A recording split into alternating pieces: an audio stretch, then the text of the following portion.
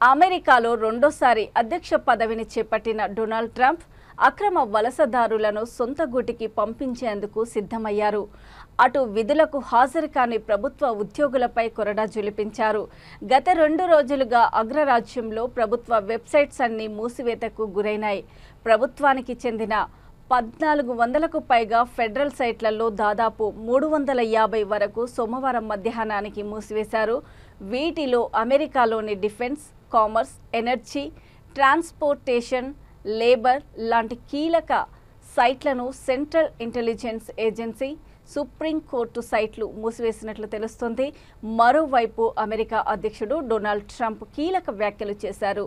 అమెరికాలోని department of government ఎఫిషియన్స్ను Musk control చేస్తున్న విషయం తెలిసిందే. అయితే ట్రంప్ ప్రభుత్వాన్ని మాస్క్ వెనక ఉండి నడిపిస్తున్నాడన్న వార్తలు వచ్చాయి. అక్రమ వలసదారులతో అమెరికా నుంచి విమానం భారత్కు బయలుదేరింది. అమెరికాకు చెందిన C-17 మిలిటరీ విమానం ద్వారా అగ్రరాజ్యంలోని వలసదారులను భారత్కు తరలించినట్లు సమాచారం. మరో 24 గంటల్లో ఈ విమానం భారత్ రాజధాని ఢిల్లీలో ల్యాండ్ కానుంది.